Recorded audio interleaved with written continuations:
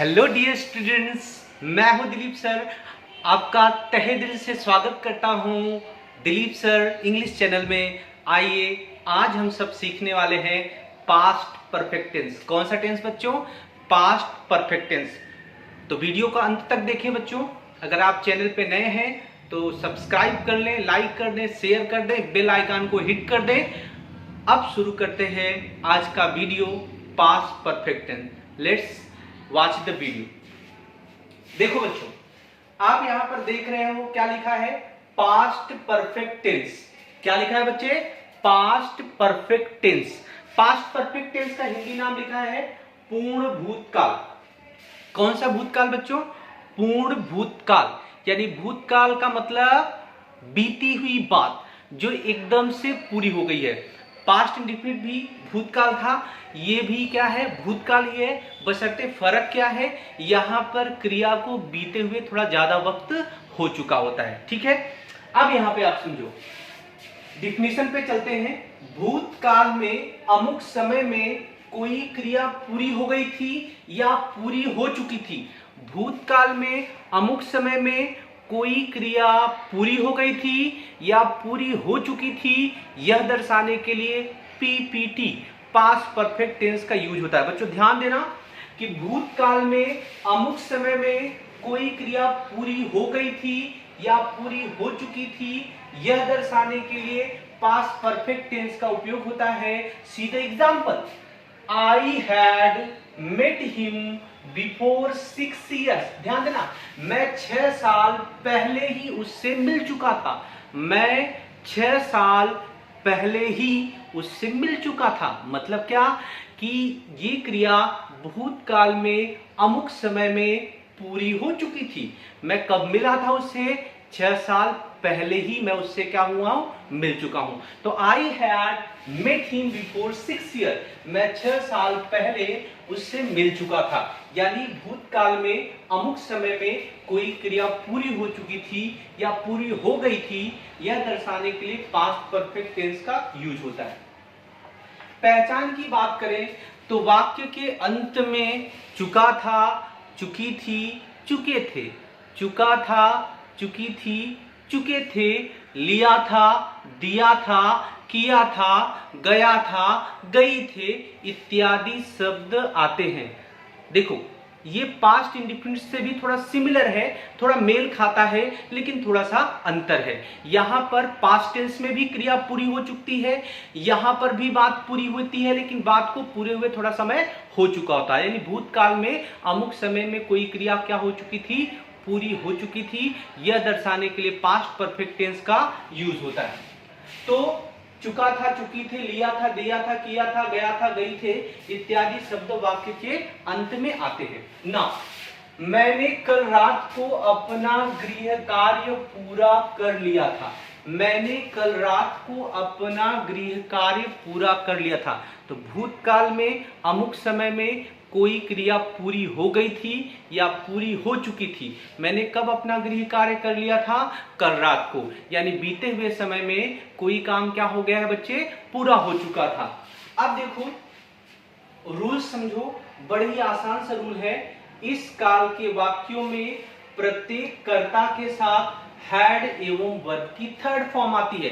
प्रत्येक कर्ता के साथ, यहां कर्ता एक वचन का हो, बहुवचन का हो, कुछ भी हो, सबके साथ क्या आनी है बच्चों? हैड और वर्ब की थर्ड फॉर्म। क्लियर है? प्रत्येक कर्ता के साथ, सब्जेक्ट सिंगुलर हो, प्लूरल हो, कुछ भी हो, सबके साथ हैड और वर्ब की थर्ड फॉर्म आती है। जैसे ऊपर आप देख रहे हो कि I had met him before 6 years।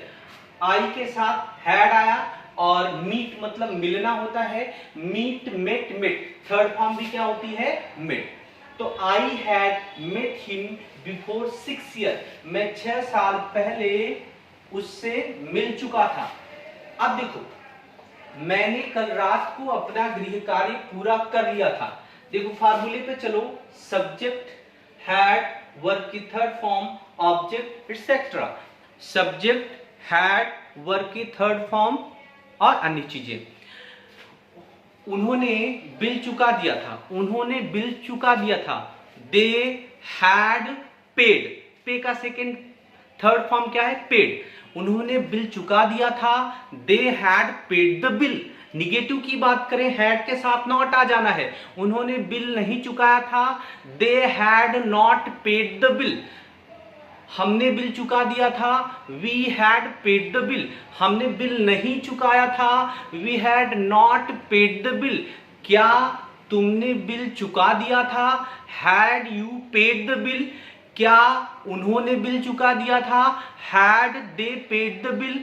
क्या राजू ने बिल चुका दिया था? Had Raju paid the bill? क्या राजू ने बिल चुका दिया? Had Raju paid the bill? क्या लड़कों ने बिल चुका दिया? Had boys paid the bill? ये इंट्रोगेटिव सेंटेंस है। बीच वाला, तुमने बिल कब चुकाया था? तुमने बिल कब चुकाया था? कब का अंग्रेजी क्या है? व्हेन। उसके बाद हेल्पिंग वर्ब हैड, फिर सब्जेक्ट, फिर वर्ब की third form. When had you paid the bill? तुमने बिल कब चुकाया था? When had you paid the bill? मैंने बिल कब चुकाया था? When had I paid the bill? उन्होंने बिल कब चुकाया था? When had they paid the bill? लड़कियों ने बिल कब चुकाया था? When had girls paid the bill? I think आपको समझ में आ गया होगा। क्या तुमने बिल नहीं चुकाया था? Had you not paid the bill? क्या हमने बिल नहीं चुकाया था? Had we not paid the bill? क्या उन्होंने बिल नहीं चुकाया था? Had they not paid the bill? क्या लड़कों ने बिल नहीं चुकाया था? Had boys not paid the bill? तुमने बिल क्यों नहीं चुकाया था? तुमने बिल क्यों नहीं चुकाया था? Why had you not paid the bill? हमने बिल क्यों नहीं चुकाया था? Why had we not paid the bill? इस तरह से अफर्मेटिव, निगेटिव, इंट्रोगेटिव और इंट्रोगेटिव सारा मैंने आपको बता दिया। आप कहोगे क्यों बता दिए? इसलिए क्योंकि इसमें एक और ट्विस्ट है, एक और ट्विस्ट है। वो कौन सा ट्विस्ट है? Let's see the board. देखो ध्यान से समझो। सिंपल तो आप समझ में आ गई बात आपको। इस काल के वाक्यों में प्रत्येक कर्ता के साथ हेड और वर्ब की थर्ड फॉर्म आती है। ये होगा सिंपल सेंटेंस में, यानी पास्ट परफेक्ट का अगर सिंपल सेंटेंस होगा तो उसमें प्रत्येक कर्ता के साथ हेड और वर्ब की थर्ड फॉर्म आएगी। नेगेटिव होगा तो हैड नॉट, वर्ब की थर्ड फॉर्म आएगी। इंट्रोगेटिव होगा तो हैड पहले आएगा, सब्जेक्ट, वर्ब की थर्ड फॉर्म, अन्य चीजें। अगर WH इंट्रोगेटिव होगा सबसे पहले WH वर्ब, फिर हैड, फिर सब्जेक्ट, वर्ब की थर्ड फॉर्म और अन्य चीजें। लेकिन बच्चों इस काल में एक और ट्विस्ट है, ध्यान दो। सामान्य रूप से इस काल में दो क्रियाएं हुई हों, ध्यान देना। सामान्य रूप से इस काल में दो क्रियाएं हुई हों। एक क्रिया पहले नंबर पर पूरी हुई हो और दूसरी क्रिया दूसरे नंबर पर पूरी हुई हो। आपने एग्जाम्पल बहुत सुना होगा, डॉक्टर के आने से पहले रोगी मर चुका था। डॉक्टर के आने से पहले रोगी मर चुका था। दो दो बातें हो रही हैं, एक डॉक्टर का आना हो रहा है, दूसरा रोगी का मरना हो रहा है। तो जब दो दो बातें होंगी तो वहां पास्ट परफेक्ट में दो दो वाक्य होंगे। एक साथ दो दो वाक्य। एक ही सेंटेंस में कितने वाक्य बच्चों? दो दो वाक्य। डॉक्टर के आने से पहले रोगी मर चुका था। मेरे स्टेशन पहुंचने से पहले ट्रेन जा चुकी थी। समटाइम्स कभी आपके साथ ऐसा हुआ होगा, आप लेट में पहुंचे होंगे और ट्रेन चली गई होगी। मेरे स्टेशन पर पहुंचने से पहले ट्रेन जा चुकी थी। तो दो दो क्रियाएं हो रही है, एक तो मेरा स्टेशन पर पहुंचना हो रहा है और दूसरा ट्रेन का जाना हो रहा है। तो बच्चों ध्यान देना, हम लोग यहाँ पर क्या बात कर रहे हैं कि सामान्य रूप से भूतकाल में दो क्रियाएं हुई हों। पहली क्रिया प्रथम क्रम पर और दूसरी क्रिया दूसरे क्रम पर। तो ध्यान देना, सामान्य रूप से भूतकाल में या इस काल में पास्ट परफेक्ट में दो क्रियाएं हुई हों और इन दोनों क्रियाओं में जो क्रिया प्रथम क्रम पर पूरी हुई हो।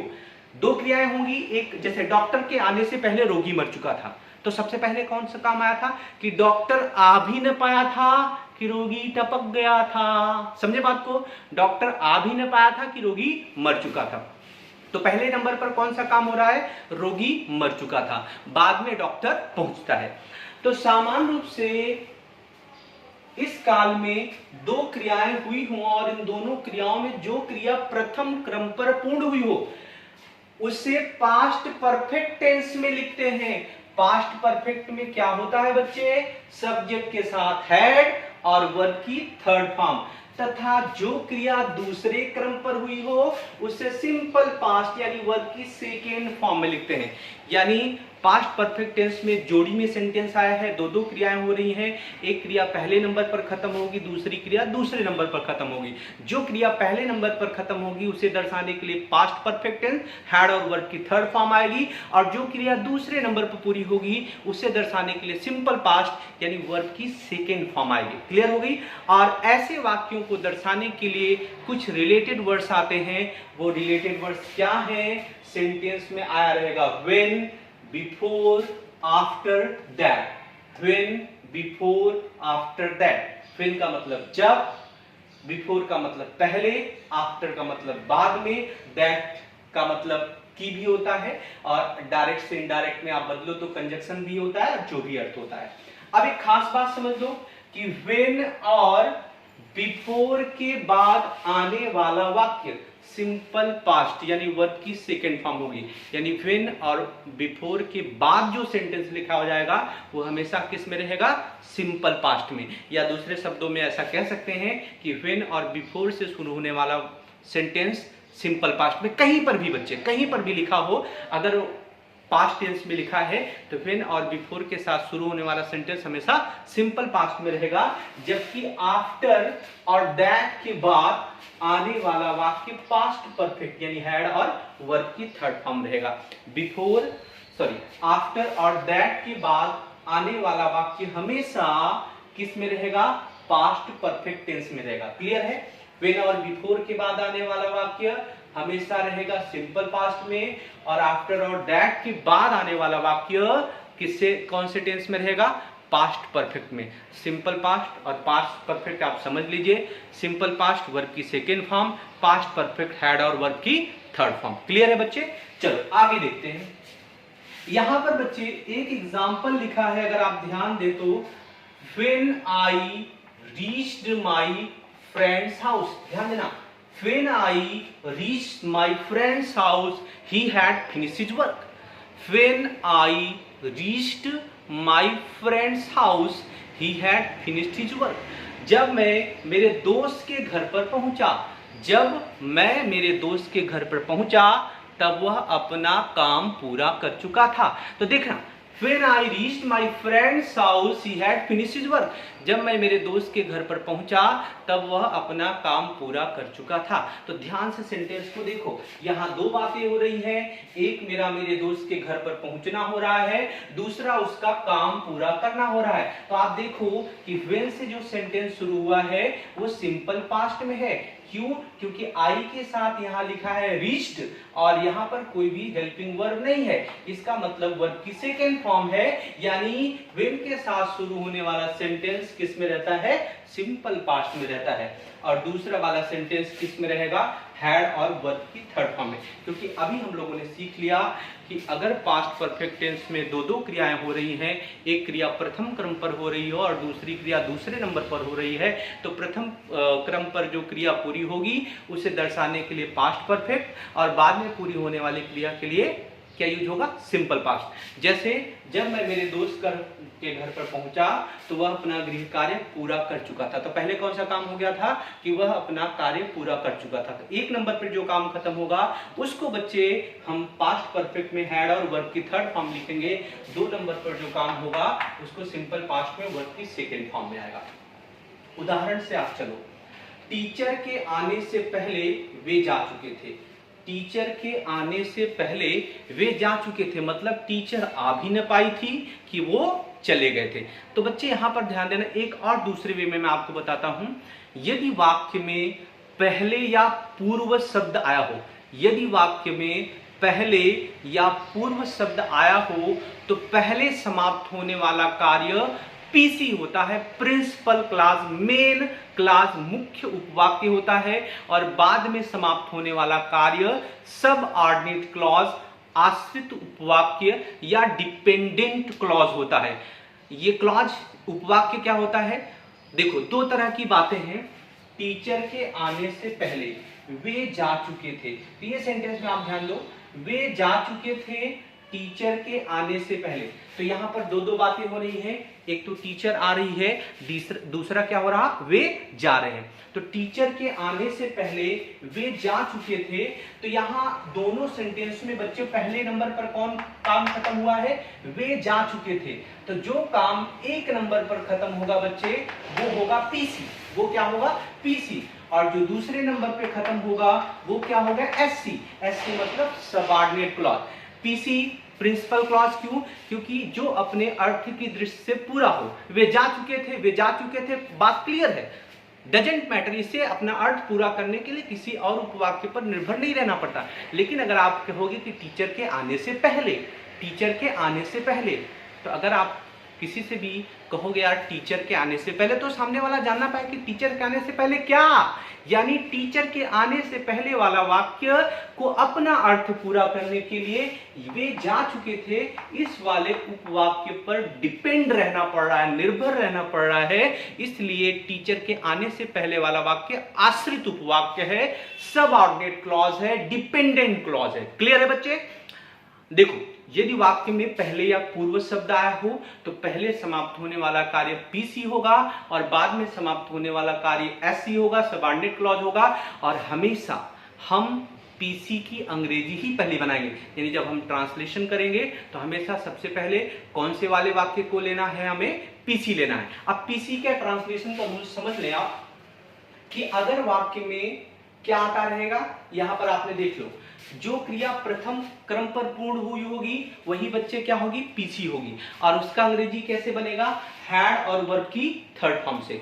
यदि वाक्य में पहले या पूर्व शब्द आया हो, यदि वाक्य में पहले या पूर्व शब्द आया हो तो पहले समाप्त होने वाला कार्य पीसी है और उसकी अंग्रेजी हम पास्ट परफेक्ट में बनाएंगे, हैड और वर्ब की थर्ड फॉर्म में लिखेंगे।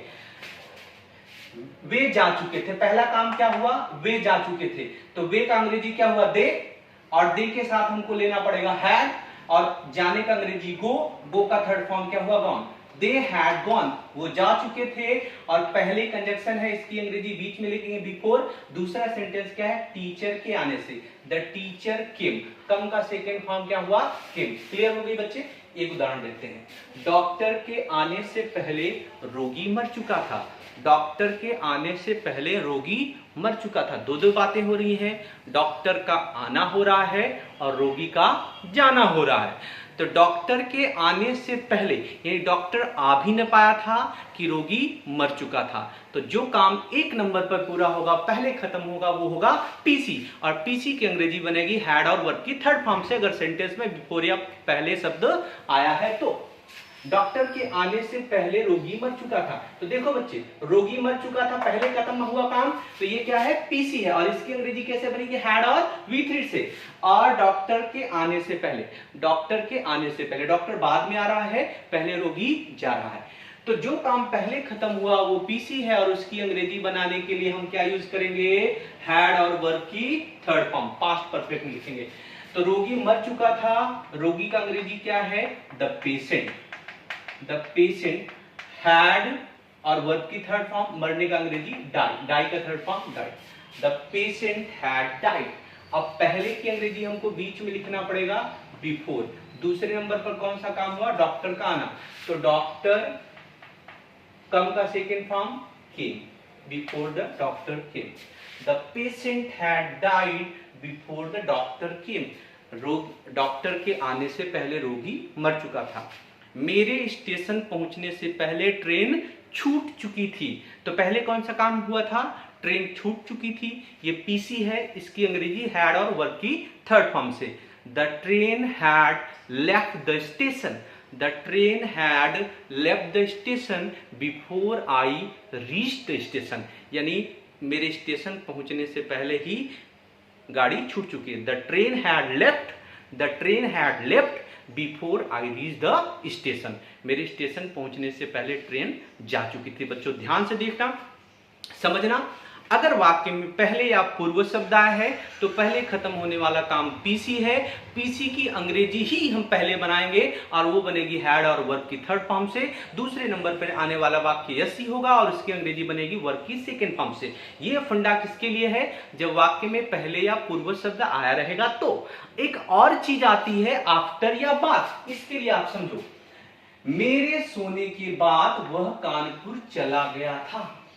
यदि वाक्य में पश्चात या बाद शब्द आया हो, ध्यान देना बच्चे, यदि वाक्य में पश्चात या बाद शब्द आया हो तो बाद में समाप्त होने वाला कार्य पीसी होगा।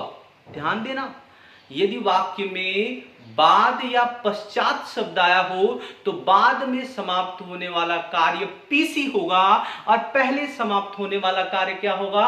एससी होगा। बिल्कुल उल्टा है, ध्यान देना। यदि वाक्य में बाद या पश्चात शब्द आया हो तो बाद में समाप्त होने वाला कार्य पीसी होगा और पहले समाप्त होने वाला कार्य क्या होगा? एससी होगा। पूर्व वाले में क्या था? जो पहले समाप्त होता था वो पीसी होता था और जो बाद में समाप्त होता था एससी होता था। लेकिन यदि वाक्य में बाद या पश्चात शब्द आया हो तो बाद में समाप्त होने वाला कार्य क्या होता है?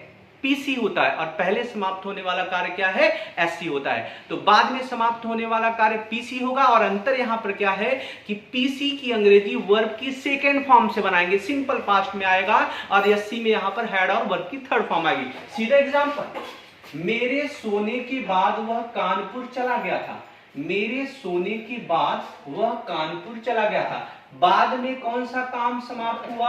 वह कानपुर चला गया था। मेरे सोने के बाद, जब मैं सोया उसके बाद वो कानपुर गया, तो वो वाला पीसी है और इसकी अंग्रेजी हम किससे बनाएंगे? वर्ब की सेकंड फॉर्म से। He went to the Kanpur. और बाद के लिए क्या है? After I had slept. अंतर है यहां देखो, पीसी की अंग्रेजी हम हमेशा पहले ही बनाने वाले हैं, पीसी की अंग्रेजी हमेशा पहले बनाएंगे। बाद या पश्चात वाले में पीसी का क्या होगा? बाद या पश्चात वाले में पीसी वर्ब की सेकंड फॉर्म से बनेगा और एससी में हैड और वर्ब की थर्ड फॉर्म आएगी। सीधा नेक्स्ट एग्जांपल, गेट बंद करने के बाद वॉचमैन सोने चला गया था। गेट बंद करने के बाद वॉचमैन सोने चला गया था। तो बाद में कौन सा काम हो रहा है खत्म? सोने चला गया था। बाद में कौन सा काम खत्म हो रहा है? सोने चला गया था। तो बच्चे ये क्या है? पीसी है और पीसी की अंग्रेजी किससे बनाएंगे? वर्ब की सेकेंड फॉर्म से। और पहले कौन सा काम हुआ? पहले उसने गेट बंद करा, बाद में सोने गया, तो ये एससी है और किससे बनेगा? हैड और वर्ब की थर्ड फॉर्म से। तो सोने चला गया था, कौन गया था? वॉचमैन। तो यहां पर हम बना सकते हैं द वॉचमैन।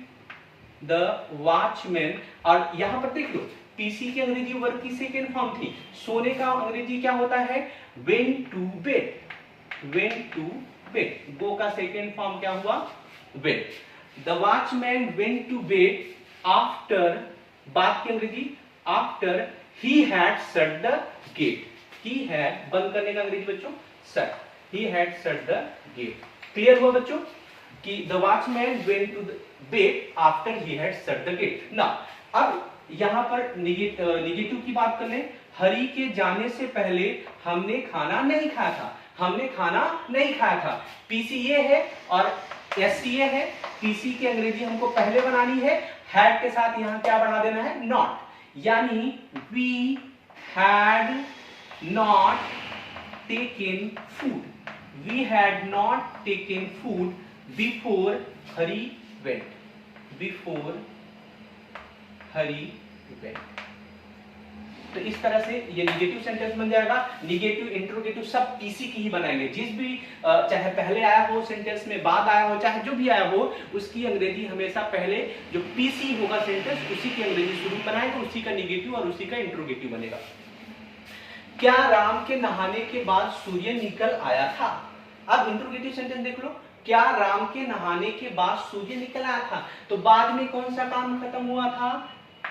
सूर्य निकल आया था। तो बाद में खत्म होने वाला काम पीसी है, पीसी का अंग्रेजी पहले बनाएंगे और पीसी वर्ब की सेकंड फॉर्म से बनता है। अगर वर्ब की सेकंड फॉर्म पास्ट इंडिफिनिट है तो उसका इंट्रोगेटिव क्या होगा?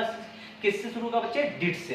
तो इसलिए सबसे पहले आएगा डिड, फिर सब्जेक्ट है द सन, वर्ब की first form write, did the son write. After ये वाला सेंटेंस रहने के बाद राम हैड बाथ, हैड और वर्ब की थर्ड फॉर्म। उसके सोने से पहले तुम कौन सा गाना गा चुके थे? पहले आ गया है तो पूर्व में खत्म होने वाला काम पीसी है और हैड और वर्ब की थर्ड फॉर्म जब बनेगी। कौन सा गाना गा चुके थे, ये पीसी है, तो कौन सा गाना, विच सॉन्ग, उसके बाद हैड यू संग, वर्ब की third form, which song had you sung before he slept, before he slept. एक और एग्जांपल देखिए डब्ल्यू इंट्रोगेटिव का, मास्टर साहब के जाने से पहले तुम्हारे पिताजी ने तुमको क्यों पीटा था? मास्टर साहब के जाने से पहले तुम्हारे पिताजी ने तुमको क्यों पीटा था? पहले आया तो जो पहले काम खत्म हुआ वो पीसी, तुम्हारे पिताजी ने तुमको क्यों पीटा था, ये पीसी है। इसकी अंग्रेजी हैड और वर्ब की थर्ड फॉर्म से बनाएंगे। क्यों क्या अंग्रेजी क्या हुआ, वाई, वाई के बाद आ गया हैड, तुम्हारे पिताजी योर फादर, पीटने का अंग्रेजी beaten, why had your father beaten you before the teacher went, go का सेकंड फॉर्म वेंट। तुम्हारे पिताजी ने तुम्हें क्यों नहीं पीटा था? अगर इंट्रोगेटिव निगेटिव होता तो कुछ नहीं करना था। Why had your father not beaten you before the teacher went? Clear है बच्चे? तो बच्चों you can take the screenshot. मैं थोड़ा साइड हो जाता हूं, 1 सेकंड का समय है, आप स्क्रीनशॉट ले लें। ओके, अब इस बच्चों आपको लिखना है, प्रिपेयर करना है, और अच्छे से अगर आपको पास कोई भी बुक हो उसमें एग्जाम्पल्स आप करें, प्रिपेयर करें और बनाएं सेंटेंस। अगर आपको कोई दिक्कत होती है तो कमेंट करें, I will help you. Thank you for watching the video till then, thank you so much.